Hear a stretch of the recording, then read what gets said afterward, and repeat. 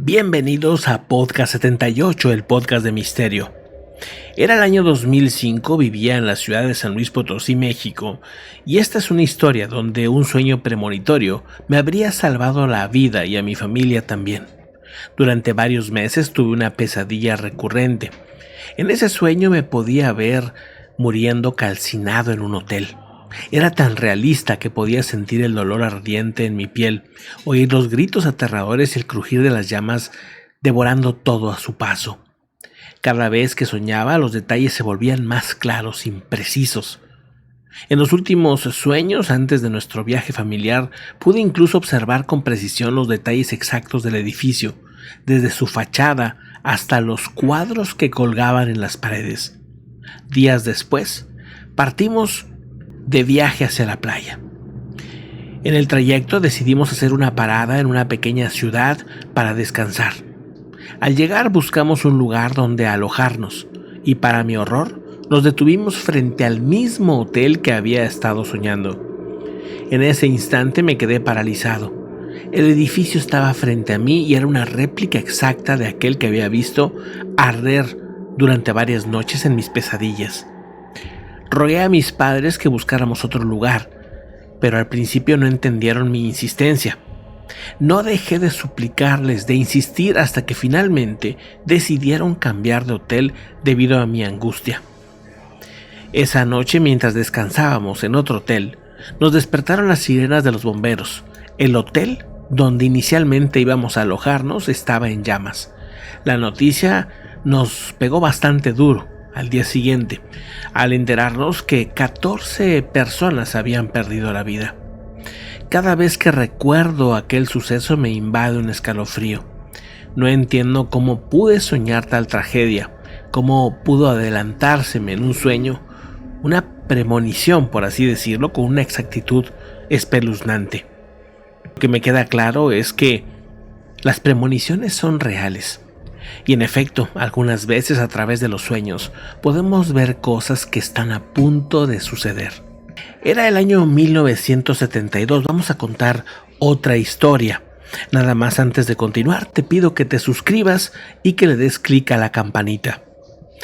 Según lo que relata esta historia, la persona se encontraba estudiando en la Universidad Autónoma de Sinaloa, esto en Mazatlán, México. Dice: mis amigos y yo habíamos alquilado una vieja casona en el centro, famosa por su arquitectura de la época del Porfiriato. Decidimos hacer una fiesta para celebrar el fin de semestre. Entre los asistentes a la fiesta se encontraba una chica de 15 años, la prima de uno de mis compañeros que probablemente no debería haber estado ahí. De repente, sintió un extraño y escalofriante frío, según relataban a los periódicos locales como El Sol de Mazatlán, entre otros más. Y es que en el interior de ese lugar se empezó a sentir una serie de cambios de temperatura, entre frío y calor, sobre todo en el segundo piso de esa casona. Fue entonces cuando las cosas empezaron a ponerse más extrañas. Una de las paredes de la casa comenzó a moverse, y de ahí empezó a surgir una sombra negra. Esa sombra negra se acercó a esta chica de 15 años. Mientras tanto, en la planta baja, los carteles de las películas y bandas de rock que teníamos comenzaron a caerse, también algunas fotografías familiares que habíamos puesto. Todo lo que estaba en la pared empezó a caerse como una especie de poltergeist. La chica bajó de nuevo, donde se encontró diciendo palabras en otros idiomas. Esa jovencita sí se había tomado algunas bebidas de más, incluso seguramente se había tomado alguna otra cosa. Pero lo que estaba sucediendo iba más allá de lo normal. Las personas que iban con ella aseguraron que nunca la vieron tomar absolutamente nada. De hecho, se cuidaba bastante y no le gustaba beber. Pero ella aseguraba que empezaba a sentirse rara y empezaba como a comportarse como si hubiera tomado algo de alcohol.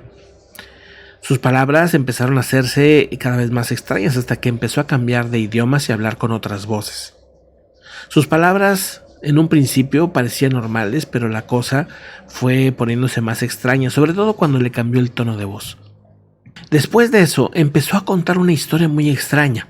Empezó a decir que había sido su culpa, que era culpa de esas drogas que había tomado. Empezó a decir que lo que había sucedido era su culpa. Y empezó a decir una serie de cosas mientras ella empezaba a elevarse. Así, empezó a flotar, a levitar. Sus pies estaban como de puntas, apenas tocaban el piso, pero claramente estaba flotando. Sus ojos estaban totalmente en blanco y algo la estaba manipulando.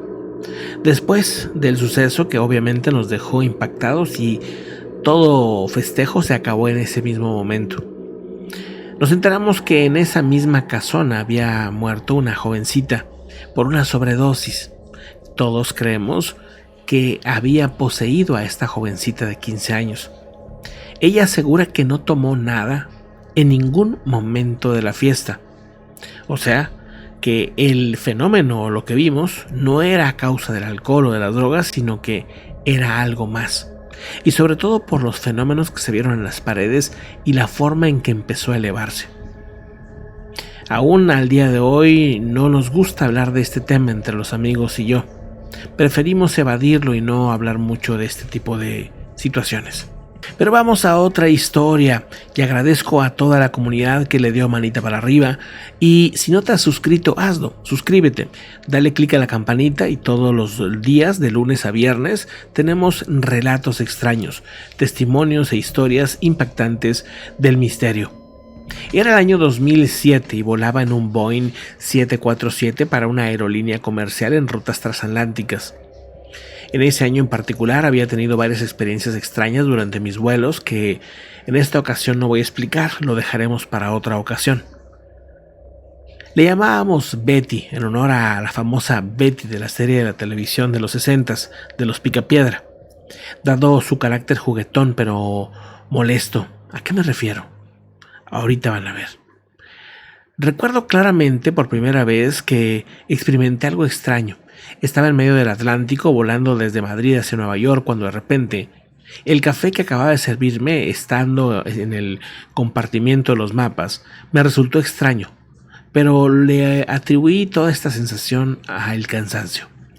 Días después, en otro vuelo, mi copiloto y yo nos dimos cuenta que nuestros papeles de navegación habían sido mezclados y estaban desordenados. En otra ocasión, un sándwich que habíamos guardado para la cena apareció en el compartimiento de los chalecos salvavidas. ¡Vamos! Que constantemente alguien estaba manipulando y moviendo las cosas que solamente mi copiloto y yo teníamos acceso. Pero lo más inquietante sucedió durante un vuelo nocturno, estando a 35,000 pies de altura. La cabina en penumbras, excepto por el brillo de los instrumentos, empezó a quedar a oscuras totalmente. Empezó a escucharse un susurro en la radio, como si la torre de control nos estuviera hablando, pero decía lo siguiente, una voz bastante extraña. Decía café o té. Así constantemente, café o té. Nos quedamos helados. Tratamos de verificar la frecuencia, pero no había otras aeronaves cerca. La torre de control confirmó que no había enviado ningún tipo de mensaje. Los susurros empezaron a ser una cosa constante. Varias ocasiones, tanto mi copiloto y yo pudimos determinar que esos susurros no venían de la radio, sino que los susurros venían de la misma cabina, como si alguien nos acompañara. A lo largo de ese año, los incidentes continuaron, objetos que se desaparecían y volvían a reaparecer en lugares insólitos. Luces que parpadeaban sin razón aparente, y siempre esa voz en la radio, ofreciéndonos café o té en medio de la noche. Hasta el momento ni mis colegas ni la compañía aérea han podido explicarlo, y muchos no nos creen, pero yo sé, y mi copiloto, lo que hemos estado viviendo en los últimos años. Le hemos llamado Betty, porque este poltergeist, para nuestro punto de vista, era una voz de una mujer. Su presencia, aunque desconcertante, nunca nos generó miedo. Al contrario, nos generaba curiosidad. ¿Qué tipo de fantasma o entidad iba a estar viajando en un avión constantemente?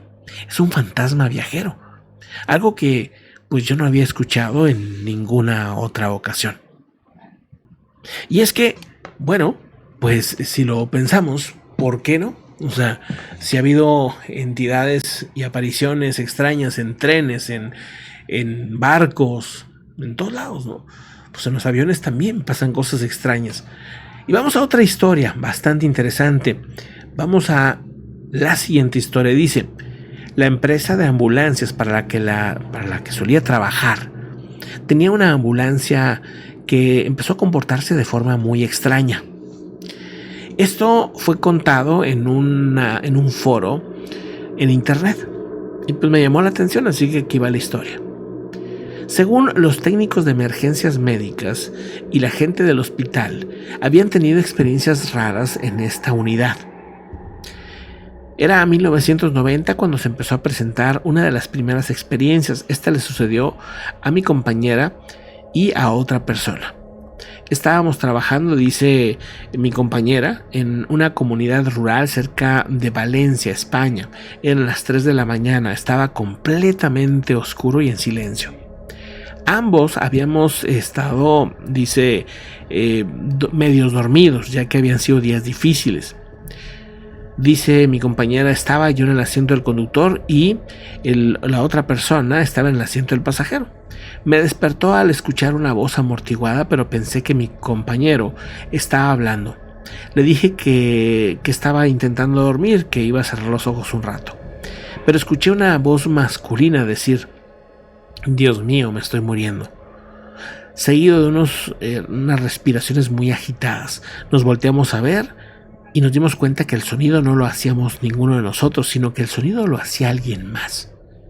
Empezamos a buscar en todas las partes de la unidad de la ambulancia, pero no había nadie, ni afuera ni adentro.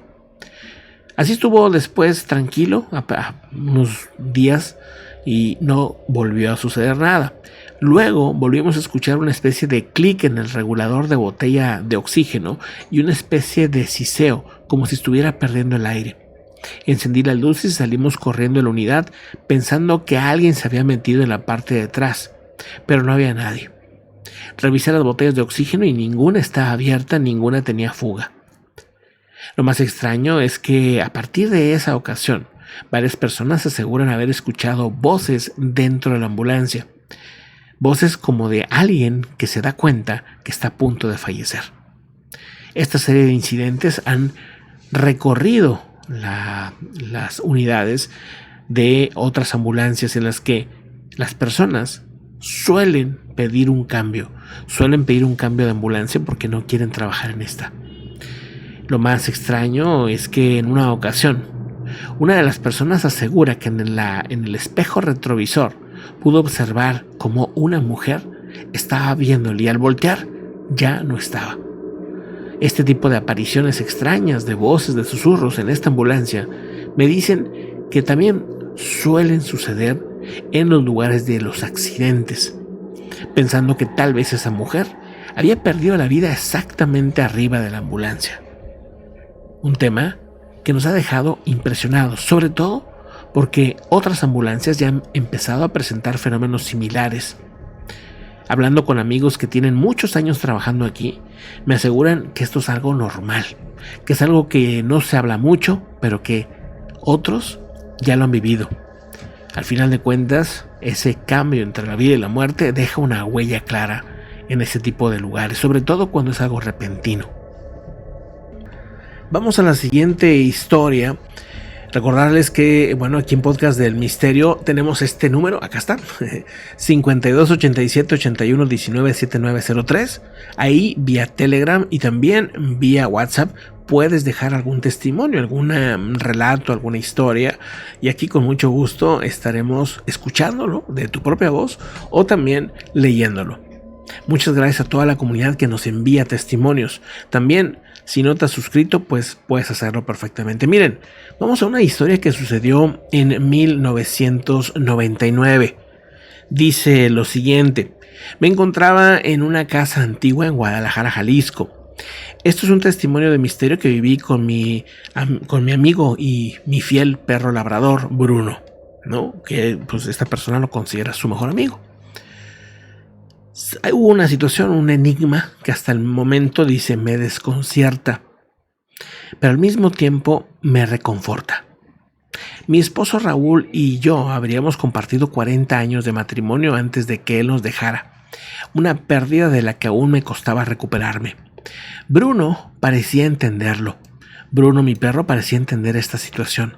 Y desde la fatídica noche en la que regresé del hospital sin Raúl, adoptó un comportamiento inusual.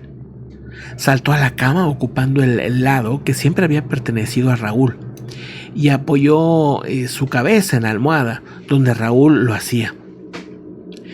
Pero no lo aparté, en cambio me acosté ahí y dejé que Bruno se pudiera dormir a un lado. Permití que el sonido tranquilizador del ronquido de este perro me arrullara. Así pasó una noche tras otra, convirtiéndose en nuestra rutina de consuelo en mi duelo. Pero una noche la rutina cambió por primera vez desde la pérdida de Raúl. Bruno me dejó sola en la cama. Escuché unas uñas chocar contra el piso de madera y la señal que siempre usaba para pedir salir al jardín. Bajé a las escaleras para abrirle la puerta, pero Bruno no estaba esperando impaciente. En su lugar estaba danzando, meneando la cola y haciendo reverencias, justo como solía hacerlo cuando Raúl llegaba del trabajo. Fue en ese momento cuando sentí la presencia de Raúl. Esa sensación cálida y familiar, el olor mismo de Raúl. Había fallecido, habían pasado algunas semanas y no me había dado o no había sentido ninguna presencia. No vi nada, no lo pude ver, pero claramente tanto Bruno como yo sabíamos que Raúl nos estaba acompañando, que Raúl acababa de llegar de visita a la casa. A pesar de esta historia que parece extraña y para muchos espeluznante, aún al día de hoy esa visita fue muy especial tanto para mí como para Bruno. No se volvió a repetir esta historia. Fue como si Raúl hubiera elegido esa noche para despedirse. Una historia que es más común de lo que parece, ¿no?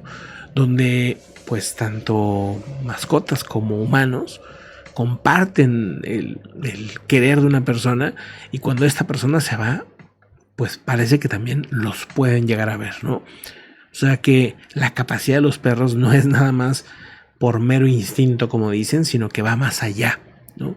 Igual que la de un ser humano, ¿no? Que puede llegar a sentir una presencia de esta manera. Y el hecho que los dos lo hagan al mismo tiempo es un tema que me parece muy interesante.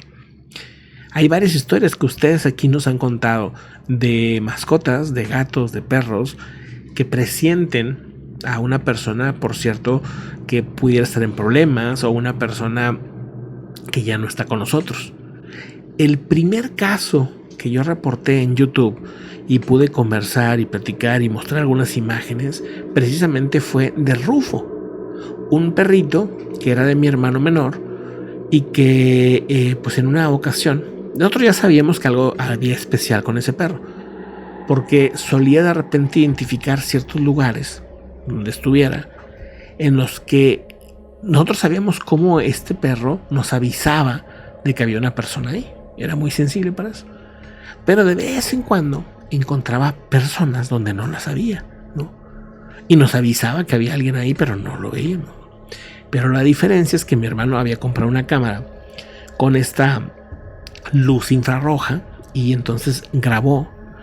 Y bueno, es un video ya muy viejo en la Ruta Verde, pero ahí pudimos observar una mujer, o sea, una entidad, una figura de una mujer con la vestimenta del huipil, que es la vestimenta típica maya, allá en el sureste mexicano, y de hecho esto sucedió allá, sucedió en el sureste de México, esa grabación, en un patio de una casa, ¿no?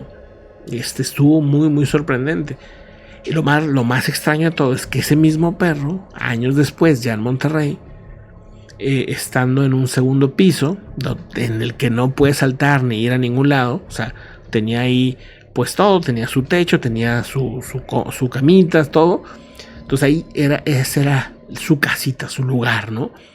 Entonces desapareció de ahí, de estar ahí, de repente desapareció y no, vamos, si se hubiera caído, pues era muy alto. Aparte que tenía una barda muy grande en la cual no podía saltar, era un perrito ya muy grande, de edad, ¿no? Entonces no sabemos qué pasó.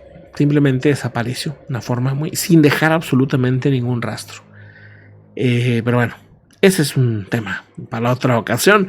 Muchísimas gracias por estar aquí acompañándonos en Podcast 78. Si quieres enviar un relato, lo puedes también hacer en el correo electrónico que está abajo en la descripción.